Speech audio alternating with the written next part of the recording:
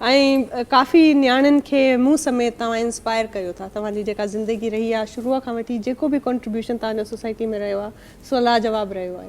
त भला इहो लाजवाब रहण जो जेका कंसिस्टेंसी आहे कीअं तव्हां इन शइ खे मेंटेन कयो ऐं मंत्र को अहिड़ो का कुझु तव्हांखे कहिड़ी शइ जेका मोटिवेट करे जो कोई हार्ड एंड फास्ट कोई रूल कोन्हे को you just have to be yourself. ऐं हाणे ख़ूबसूरत उहा सेलिब्रिटी असांखे जॉइन कंदी छो त मूंखे ॾाढी अॻु में खां ख़्वाहिश हुई त मैडम अचनि ऐं असांजे प्रोग्राम में मुंहिंजे प्रोग्राम में शामिलु थियनि ऐं ॾाढी अॼु असांजो लकी डे आहे त अॼु मां मैडम सां ॾाढियूं ख़ूबसूरत कचहरियूं कंदासीं छो त अहिड़ियूं पर्सनैलिटीज़ जिन खे ॾिसी असां नियाणियूं सिंधी नियाणियूं जेके आहिनि इंस्पिरेशन हासिलु कंदियूं आहिनि। सो मुंहिंजे लाइ त रोल मॉडल रहियूं आहिनि, बहितरीनु अदाकारा आहिनि ऐं सिंध जी न्याणी आहे ऐं बहितरीनु पंहिंजे 90s खां वठी रेडियो खां पंहिंजो करियर स्टार्ट कयो अथऊं। उन सां गॾोगॾु वरी PTV जे ड्रामनि में शुरूआति कई, बहितरीनु ड्रामा मतिलबु ड्रामनि जो ॾिठो वञे त जंगल ड्रामे में मैडम जो बहितरीनु किरदारु रहियो। उन खां गॾु दीवारे में कमु कयो अथऊं, वरी हवा की बेटी, उन सां गॾु अञा बेशुमार ऐं अॼु ॾींहं ताईं वरी उर्दू मीडिया में बि काफ़ी बहितरीनु कमु करे रहियूं आहिनि। सो ज़बरदस्त उन्हनि जो जेको आहे मां सम्झंदसि त कुझु अहिड़ा माण्हू हूंदा आहिनि जिन खे हिकिड़ो इंस्टीट्यूट चयो वञे, शख़्सियत न पर हिकिड़ो इंस्टीट्यूट आहिनि। उन मां काफ़ी कुझु सिखिजे थो, काफ़ी अलॻि अलॻि ज़िंदगीअ जा पासा आहिनि जेके जॾहिं तव्हां अहिड़नि शख़्सियतुनि सां विहंदा आहियो ऐं उन सां कचहरी कंदा आहियो त तव्हांखे ख़बर पवंदी आहे त केतिरी अञा बेटरमेंट ऐं असांजो पर्सपेक्टिव असांखे केतिरो अञा वधाइण जी ज़रूरत आहे। जेतिरो वाइड तव्हांजो पर्सपेक्टिव हूंदो, जेॾो सोच जा तव्हांजा दायरा खुलियल हूंदा, ओॾो ई बहितर तव्हांजी शख़्सियत जेका आहे उहा ग्रो कंदी ऐं ग्रूम कंदी। सो इन ई हवाले सां मैडम सां अॻिते ॻाल्हाईंदासीं।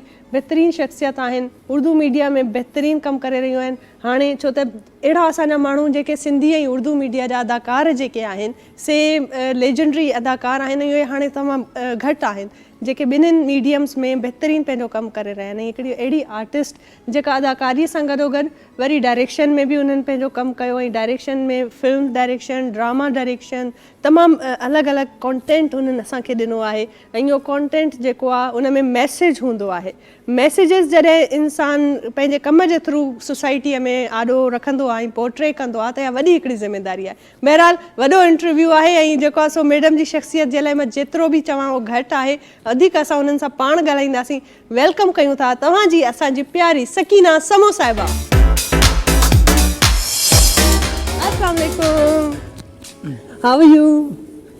कहिड़ा हाल आहिनि तव्हांजा? Have a seat, have a seat.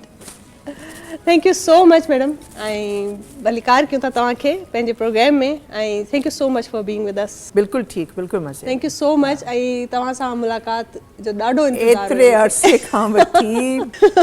अरसे खां वठी चवंदी हुई इंटरव्यू लाइ हर वक़्तु मां ॾाढी एम्बेरस थींदी हुअसि। केॾी महिल लंदन में हूंदी हुअसि, केॾी महिल हिते हूंदी हुअसि, पर समहाउ शायदि टाइमिंग सही कोन हुई। हाँ बिल्कुलु, पर अल्लाह ताला जे तरफ़ां हर वक़्तु जो हिकिड़ो टाइम हूंदो आहे। हा बिल्कुलु, अॼु हो ॾींहुं हुयो।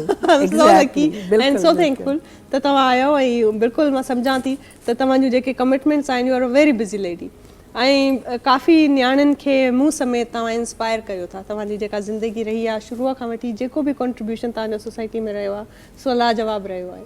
त भला इहो लाजवाब रहण जो जेका कंसिस्टेंसी आहे कीअं तव्हां इन शइ खे मेंटेन कयो ऐं मंत्र को अहिड़ो का कुझु तव्हांखे कहिड़ी शइ जेका मोटिवेट करे? जो कोई हार्ड एंड फास्ट कोई रूल कोन्हे को, you just have to be yourself. Wow, बस तव्हां पाण रहो जीअं आहियो।